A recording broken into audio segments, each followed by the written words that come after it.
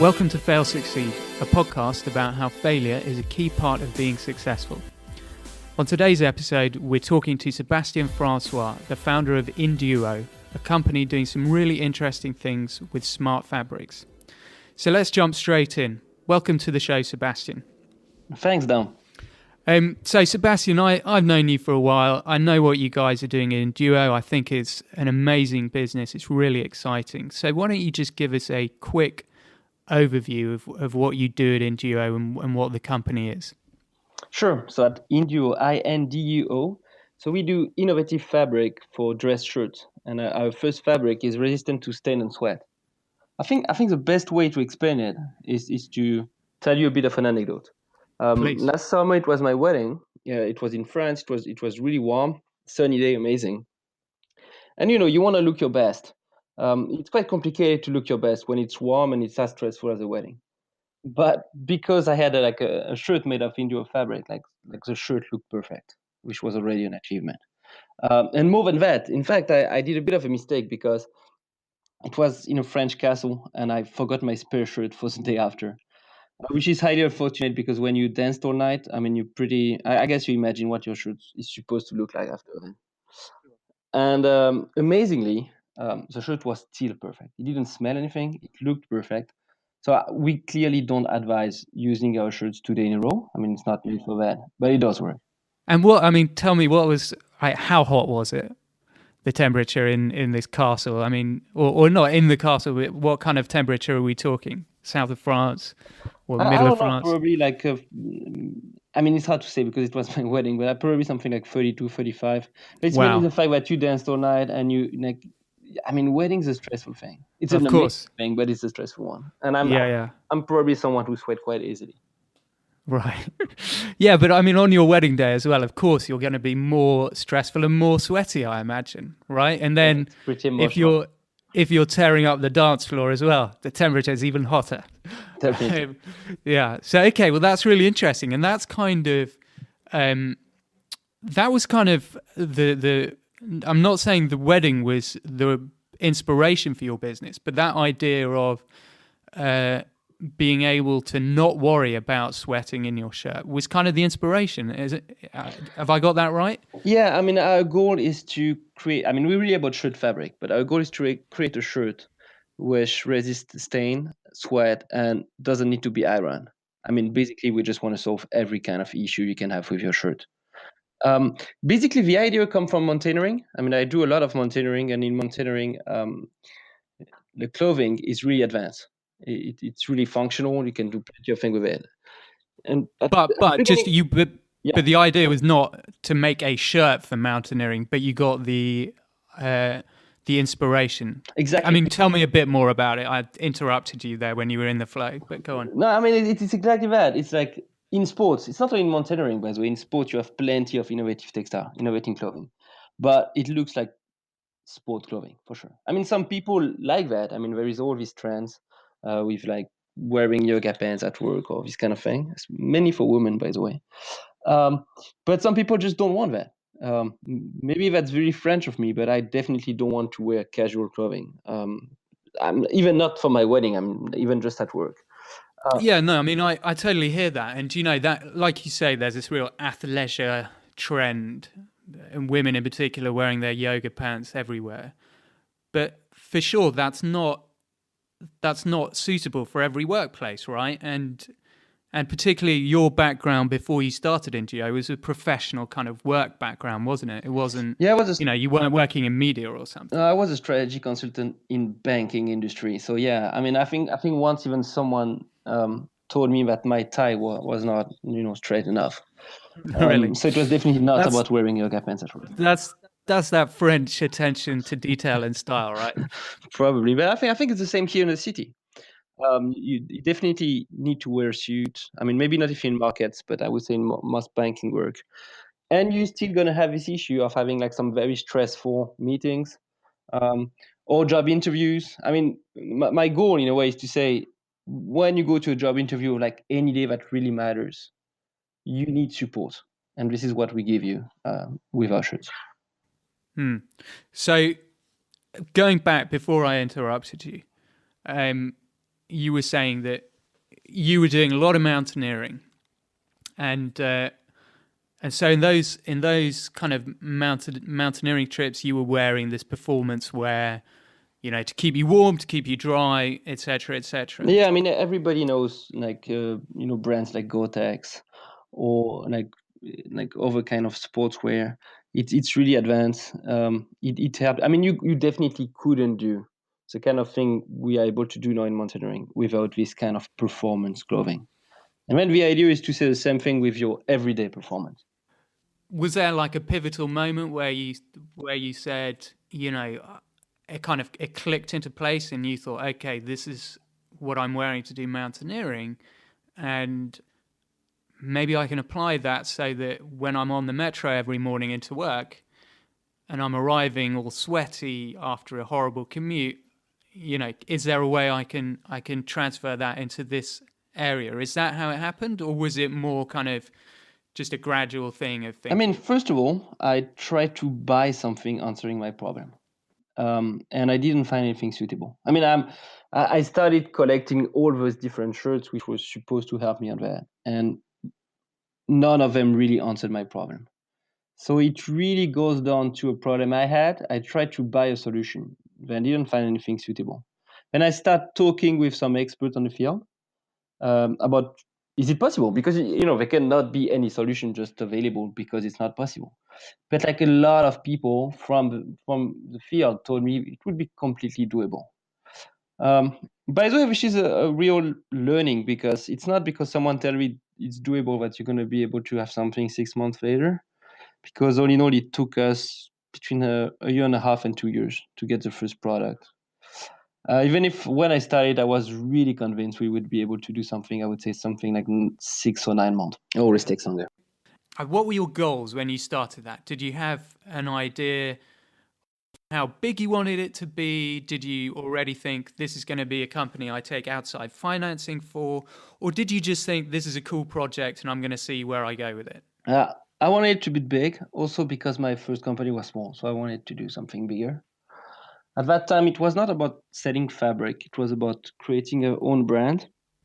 I wanted to raise money, not in the first 6 months or 9 months, because I needed to prove that it was technically feasible. My idea was to do a proof of concept and then to raise money. But of course, it didn't end up that way at all. As is so often the case with these Sure. things. I think what is completely underestimated was the importance of which industry you are in when you want to raise money. Textile is definitely an industry in which it's really hard to raise money. Nobody really invests in textile. I mean, some people invest in textile, but not many people. So because of that, many investors I met was saying, yeah, but this looks great. It's probably a really good project, but I just don't invest in this sector. And at that time, we kind of pivoted because we had some other brands asking us, is it possible? Oh, so when I'm saying us, it's like I was alone for around a year and a half, and then I was joined by Pauline, who is my business partner, and who is more a salesperson. I'm more like, I would say, the tech person. I'm in charge of of the product itself. I'm a product person, and she's more a salesperson. And at that time, when we were still starting, we were trying to raise, and we realized raising would be complicated. Some other clothing brand began to ask us, is it possible for you to sell us your fabric? But how had they heard about you at that stage? I mean, we did some fairs. I mean, in clothing and textile, fairs are a pretty important part of the business. Yeah. So we were at that time we were selling to individuals. We did a crowdfunding. Obviously, because it's something innovative, PR was not that complicated. So we were in some TVs and radio, etc., etc. Right. Because it's quite a sexy thing to, I think people really have to see your product as well to kind of get how kind of exciting it is. It's a very, when you see it, you go, whoa, that's crazy. And we'll put a link to your website or a video or something where they can see it. But essentially, if I describe it, the first time I saw it, I was blown away by it, and I know everyone in the room was, because you poured coffee or wine onto the shirt, and it just rolled off, right? And no stain was left, and it was just incredible. So I can totally understand that, for crowdfunding, that's an exciting thing. And presumably, though, when you got that first bit of attention and people were asking you to be on TV shows and interviewing you, that must have given you such a buzz. I mean, like, this is your first kind of big project that you've taken on, and all of a sudden you're getting that validation. That's a good feeling, right? Yeah, even if I'm not a communication person, it's probably one thing I need to improve. And so because of that, I wasn't that excited about it. Are you One serious? thing I'm always excited about is selling. I mean, as soon as we have a new client, we just signed a new client yesterday, and I was super happy. I was delighted about it. One thing I was super happy also is customer feedback.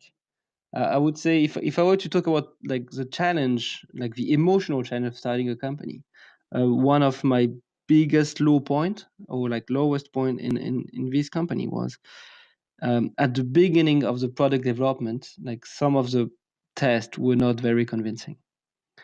And in a way, you cannot really do anything against technique. I mean, if it doesn't work, it just doesn't. And so after, I think it was after 6 or 9 months, for me, it was really hell. I burst out crying. I became a child again in a way, just because I was like, it's just not going to work. And if it doesn't work, like you just have to close the company, right? There is no way around it.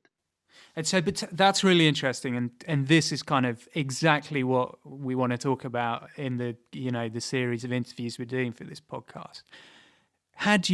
So you're saying this is six months ish into the whole project. Were you working on it full time? Had you quit your job by that stage? Yeah, in fact, I started right away full time. I mean, Okay. yeah, to answer a question about expert that you asked before. So um, it's quite easy to find experts in any kind of field you want. I mean, because of internet nowadays, it's quite easy to talk with people, and most people answer. Like you would be surprised if you just like send emails to people who are an expert or whatever subject. I would say 1 out of 2 answers. Um, so um, so in France, textile is mainly north of France, like in England, north of England.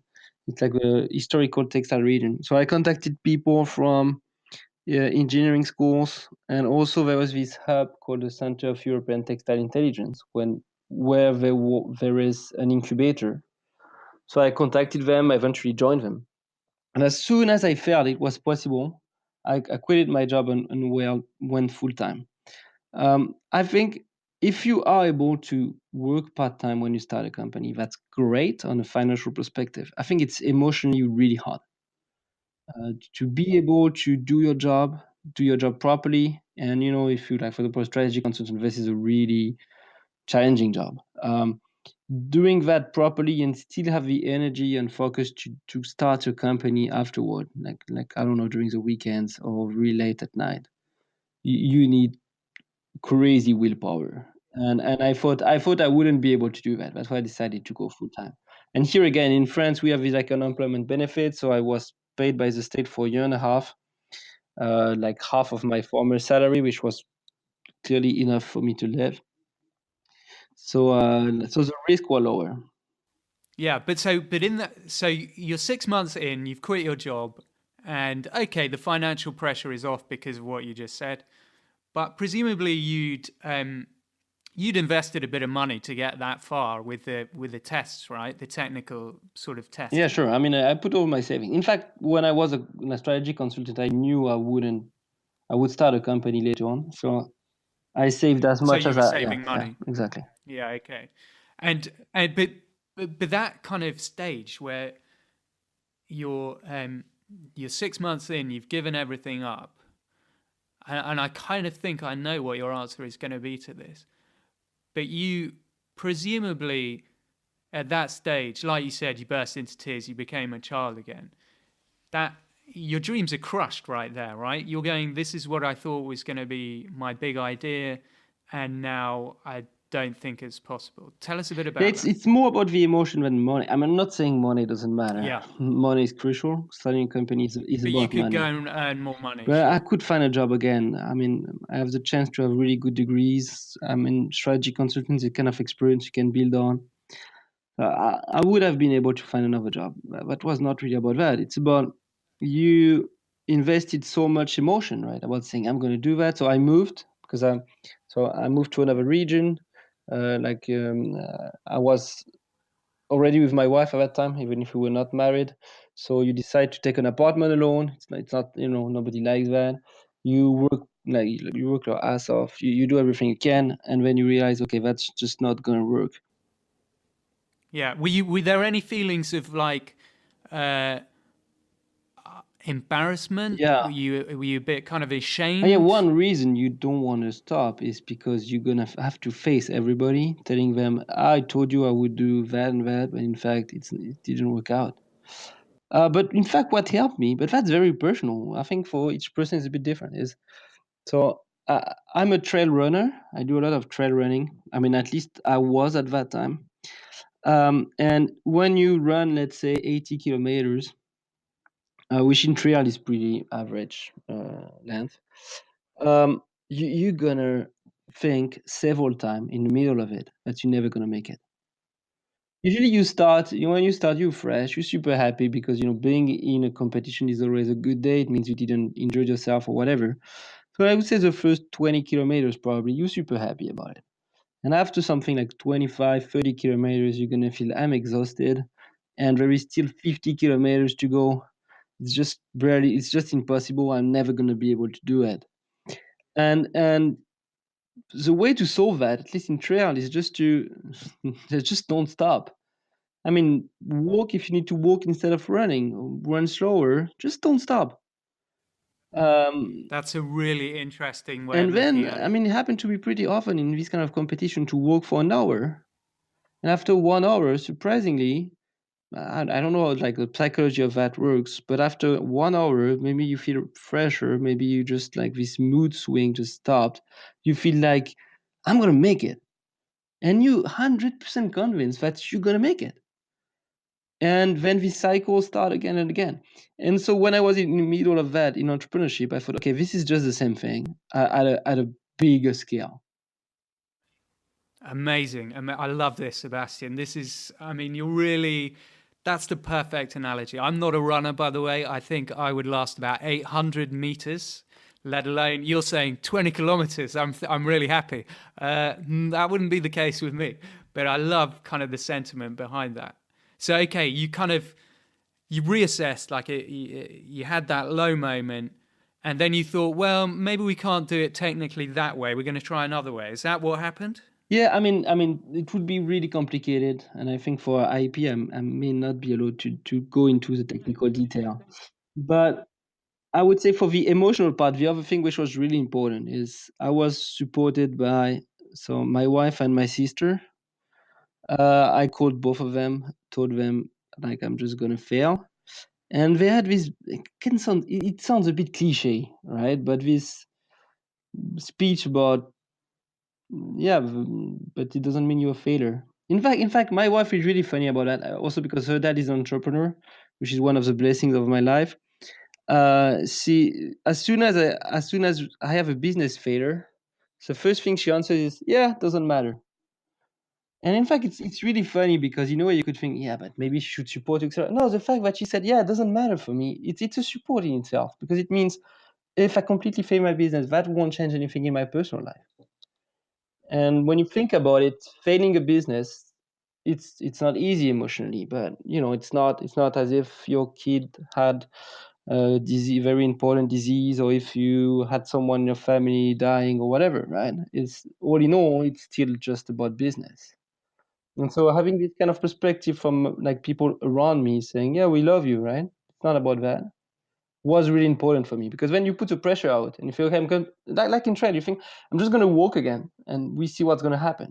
And R&D is really not linear. So sometimes you think something's going to work and like a week after it doesn't, or like the other way around.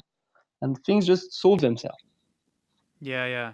That's really interesting. I'm fascinated about that relationship with your wife, where she, because I think a large part uh, of an entrepreneur's kind of life is failure, right? And you think about all the successful people in the world, they've had a lot of failures in their life, and you've just got to accept that you're going to fail quite often, right? And you can't let that define you. But that's like an easy thing to say, but it's a tough thing to live, because when you do fail, that's all that you're thinking about. You're thinking, I'm a failure. Look what the opportunity cost of doing this. I could have been earning money. All my friends are doing that. All my friends think I'm crazy. They all thought I was going to fail, and I wanted to prove them wrong. And here I am. I'm failing, right? And you've got to be able to park that, put it to one side, and overcome it, because otherwise it's just crush you. And it's like I say, it's going to be a large part of your life. So I think having people around you who who get it, and they say, but so what, so what. And I think that just gives you so much strength, if that's your life partner as well. He's saying, I don't, it's not a big deal. Yeah, because you know I don't want to sound macho or something, but you don't want to be a failure in front of your wife, like ever. It's probably like the person in your life you want the least to be a failure in front of. So to have this person saying, "Oh yeah, you failed something." In a way, if I take the trail example again, there is a real question about injury. Sometimes you start a run, and after 10, 20, 30 kilometers, you feel like you always feel pain when you run a lot, but you feel a different kind of pain. And this is a moment you should have the humility to say, I should stop. I'm just gonna accept that I won't make it today, and it's not because I wasn't strong enough or whatever. It's because it's an injury question. And if you carry on in an injury, that's gonna be worse and worse, and that's really a mistake to do. So she really treated it like that. She said, "Yeah, in a way, it was not your day, right?" Even if in case of entrepreneurship, not your day means not your year, which is a tough part of it. so then you clearly you reassessed and you changed some things, which you don't need to go into any No, but details about in that. fact, I That's would say that most of the time, I'm not saying that you shouldn't um, uh, take challenge head on, but many problems solve themselves.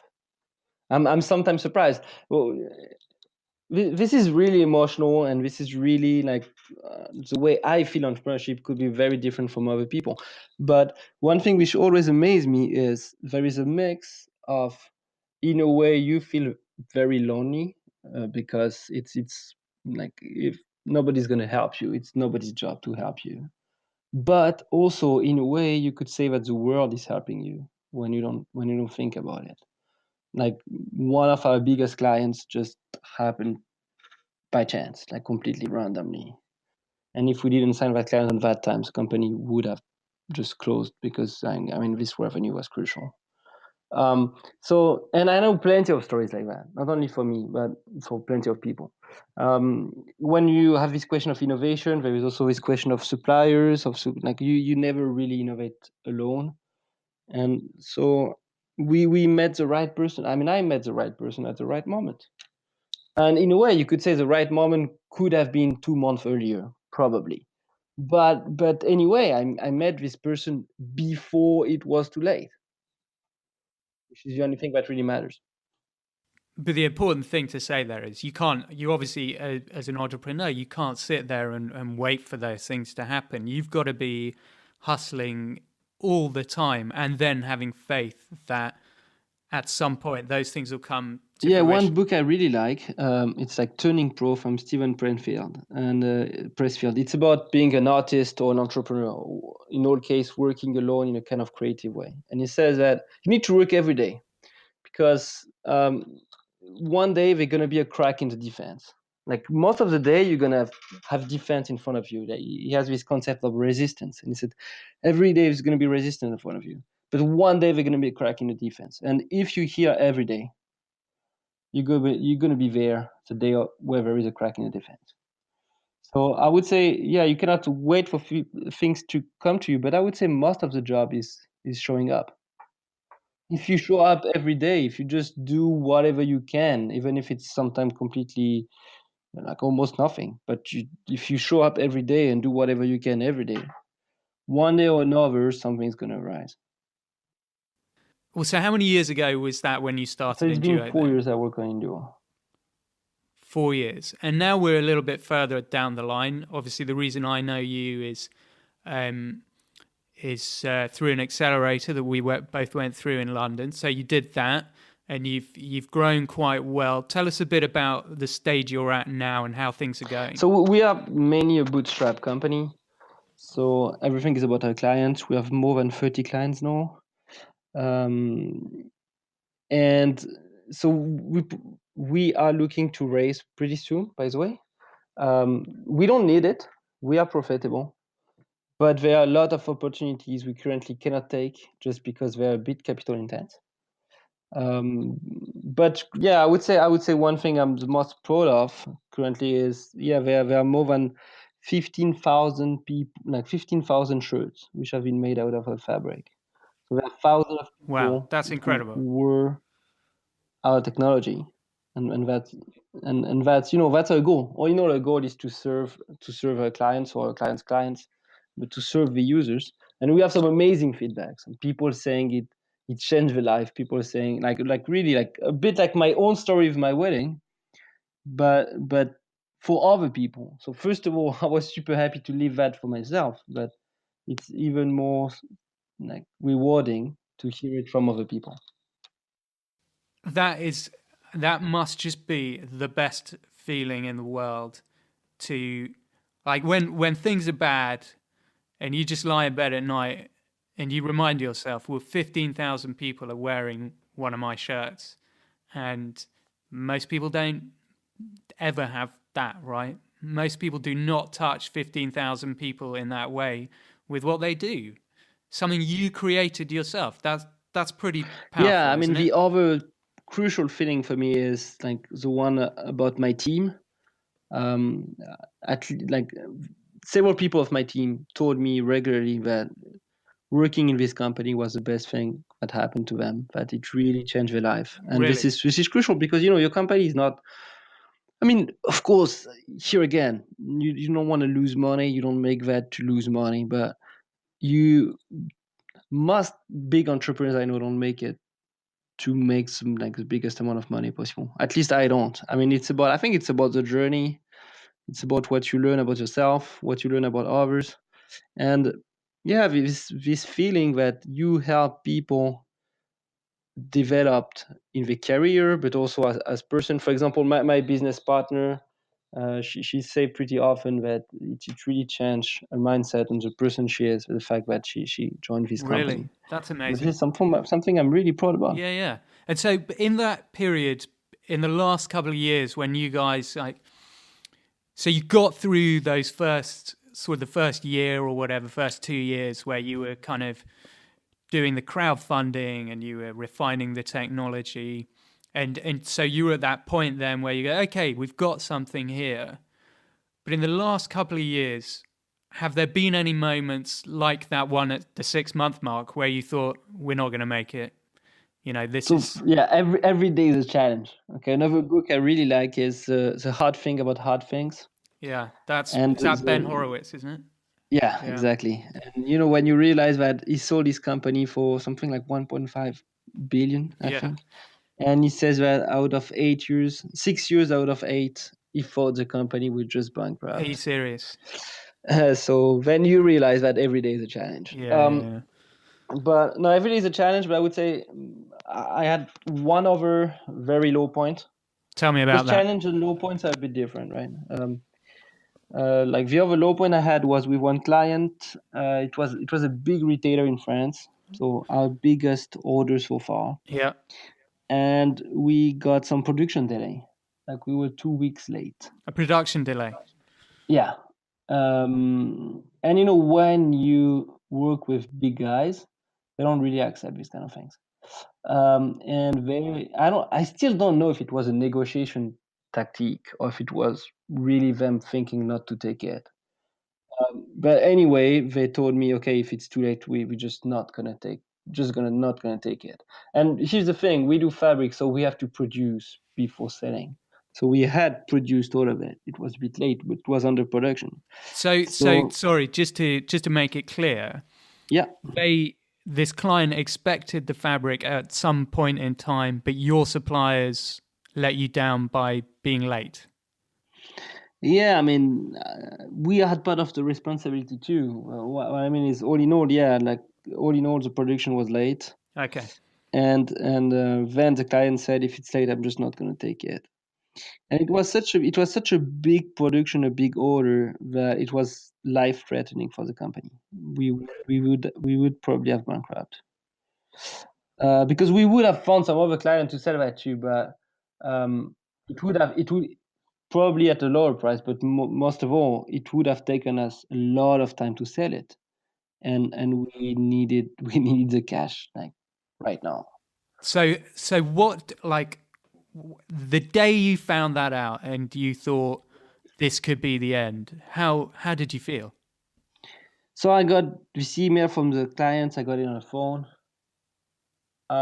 and yeah, I was devastated. In fact, funny, it was very different, because the thing I was most devastated about was not about failure for myself. It was about firing people working for me. Really? I Yeah. thought these people, like the one who joined me, like at the earlier stage when there is all the risk. And I'm gonna tell them, you shouldn't have trusted me. I mean, and what was really tough. So I think the crisis happened for. I mean, it took us 3 or 4 days to solve it. So I isolated myself from the team. I said, okay, I have like things to solve. I'm just gonna work from home. And you didn't tell them what was going on, or? So I told them there was a crisis, but I didn't tell them. I mean, I told my business. I mean, my business partner. We are very transparent, so she knew exactly what was going on. But I told her, there is nothing you can do. Leave it to me. It's my responsibility. I'm gonna solve it. Go work on the rest. And I really isolated myself from the team to not convey any, first of all, any despair message, right? But also to have them work on the rest, because it's not because we solved this issue that we were making it, right? As I said, every day is a challenge. So when you have a big challenge arriving, it doesn't mean that the rest stops. So I'm, and in fact, there was not much we could do anyway, apart from trying to manage that with the client, like this kind of negotiation. And finally, the way it solved itself is, so I didn't sleep well at all. I was really tired and probably looked like nothing. And I had the client on the phone, and after a few days, I was just pissed off about that. And I said, you know what? It's not your responsibility. Just don't take it. We're gonna bankrupt, but it's not your problem. That's just the way it is, right? I mean, and it Did you was, mean it though? Did you mean yeah, that, it or was not a bluff. It was just, I thought, okay, I don't know it. I don't have any solution, because it happened very often that someone tells you, oh, here there is a problem, and you're like, okay, and so what? So the client was, oh, if it's not on time, there is nothing we can do. And yeah, but I had no way of making it arriving on time. I mean, there was no solution. So in the end, I just told him there is no solution. But it's not your problem, right? This is this is my problem. This is not yours. It's our mistake. And but for us, it's gonna be the last mistake, because it is like it's the end of us. And and and you believed that? and I So believed you that. were. So you must have felt as low as a snake at that point. Yeah, that wasn't my best day. But it's also because it was 3 days already the crisis was happening. So you don't sleep well, you stress, you etc. etc. So Yeah. after, So probably at that after point you were like, I just want it finished, right? yeah, all in all, it was about that. It was the movie moment when the guy thinks, okay, just kill me, that's over. and and that's why I don't know if it was a negotiation point technique or not. But as soon as I said that, thing changed. Like the client eventually said, okay, if there's nothing you can do, we're gonna take it, but that's gonna be the last time. And of course it's gonna be the last time. I mean, I don't want to leave that again. That's motivation enough to be sure I don't do any delay mistake again. But you, I mean, did you keep that client? It wasn't the last time you dealt with them, or it was? No, we kept that client a bit, but eventually we decided to cut the relationship. Not because it was a bad client, by the way, it was a good client, but the margin with this client was pretty low. Yeah, And and very risky, right? as I said, very risky. So I thought it was not worth it. But we could have carried on this client. I mean, the relationship, of course, the relationship is affected as soon as you do that, and you never want to end up in a crisis. But yeah, I mean, for people listening, what I would say, because that's something I lived after business school or this kind of thing, it's most books or most case you study are about how to manage success. But I would say 90% of the job is how to manage. It's not really failure. It can be just crisis, right? I mean, uh, a normal client-supplier relationship is like their crisis in a normal client like supplier relationship. I just think that it's emotionally different when you're the founder, and also you cannot escape responsibility. Because when I was a consultant, in fact, I lived some crises far more intense than what I lived as an entrepreneur. But I only know it wasn't such of a big deal, right? I mean, I was doing that for my client, and then happen what happens. It's a bit it's a bit different with about your own company and your own people. So you come back from that when you think almost certainly we're finished, and do you feel like some kind of, so when it's resolved with that client, do you feel a weight lifted, or I mean, how does that affect you? Does it make you stronger? Does it make you care less about crises that are coming in the future? Does it just give you kind of, it relieves you of some kind of stress because you know this is how it's always going to be, or does it like crush you thinking, oh, it's never going to be easy? How do you No, I deal mean with it? it's not always going to be like that. I mean, I think it's our only delay so far. we like serve our client on time. Yeah, I didn't mean it that way. But yeah, I would say one thing that changed is it's a non-linearity of it. Yeah, that's a really important point, actually, which I think, yeah, success is not a linear thing at But all, it's right? true. It's true And you for know, you personally. It's true for a company. We always want this like hockey curve, like for growth. I don't know any people doing it except when you choose the scale and the way of presenting the sales. What I mean is it's always messier than that. Here again, I'm not saying. I mean, we're probably going to face over big crisis. Like, if I quote another book, I love the book Shoe Dog from the founder of Nike. I was just thinking about exactly that And book as same well. thing, there is this moment when you explain when all these bank accounts are frozen. And we're talking about Nike. These guys were doubling sales every year for 20 years, which is insane.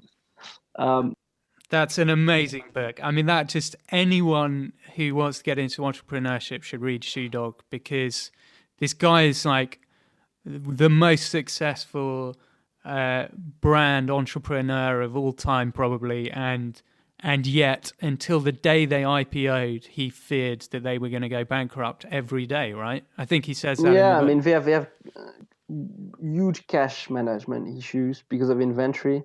I feel really close to that because we are doing, we are doing product, right? Physical product. And this is I would say the bread and butter of physical product. Like, how do you pay your inventory? And they have a lot of inventory issues.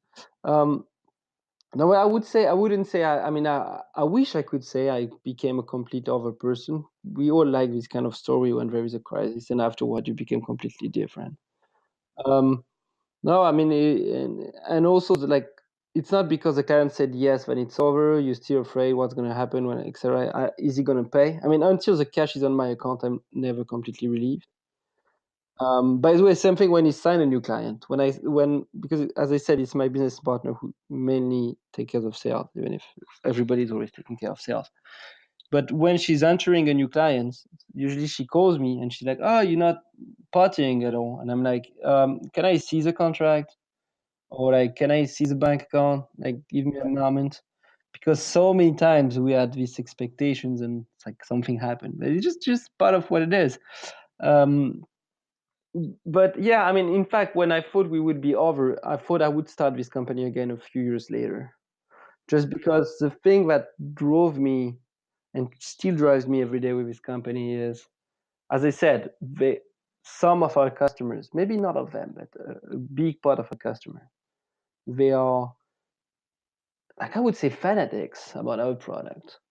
And I personally, if I had to pay, sure. And I personally, if I had to pay £1,000 for this shirt on my wedding day, I would have done it.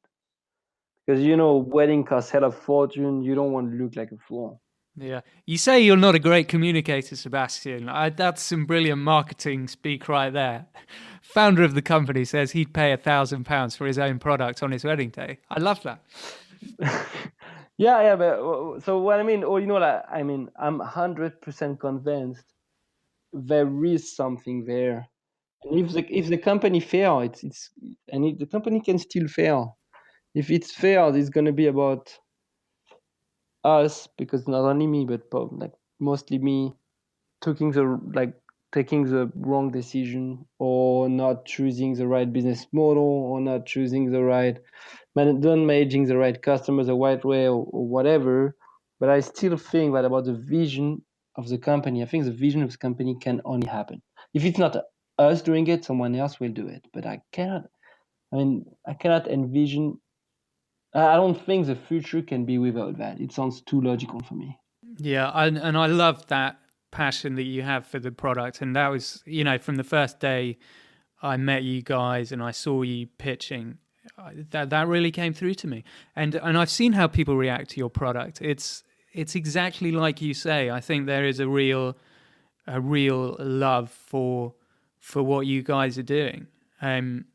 So yeah, but what I find more amazing is your willingness to own the responsibility for if it doesn't work out now, and that kind of makes me even more convinced that you guys are going to be successful, because you're saying, yeah, it's up to us now. Success is there for us, but we've got to make the right decisions, and I think that's a great lesson to anyone that's listening and thinking about getting into this world.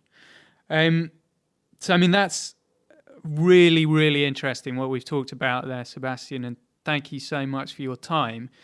Just to kind of Thanks to you. wrap it all up, just give us a brief kind of conclusion. What's the short term kind of goals for you? What's next? Have you got any interesting projects that you're working on? And how can people find your product as well? Yeah, so first of all, go to indio.co.uk. I mean, we don't have that many clients yet in the UK, but there's still a few, and you can see what we do, see which brand we work with. We have a lot of projects going on, new fabric with other functionality. All in all, as I said, the end goal is to do a shirt which is non-iron, resistant to stain and sweat. We're not there yet, but we will eventually. And we're going to have a lot of product in between. We are currently raising money because there are a few opportunities, like clients asking us to do things that we know how to do technically, but we don't have currently the capital to do it. So this is definitely the kind of time you need to raise, because it's only about capital. But all in all, and follow your passion. If I would say to people who want to become entrepreneurs, don't I would say don't risk it all. People always want to say risk it all, like do everything for your dream. I would say take quite rate, like like measured risk. Yeah, good advice. Maybe start a bit smaller than you think. I mean, making a small company is a huge achievement. Um, uh, so if you don't create Google, that's okay. That's okay. There are plenty of great company which are not Google. Um, and so yeah, but just to try to do something you love. I mean, I love my product. I also love my team, but I would say we are a product company. It's about the product. So yeah, try to work on something that motivates you every morning, like that. Yeah, amazing advice, Sebastian. Thank you so much, and wish you all the best with the company for the future. Thank you very much. Thanks a lot, Dan.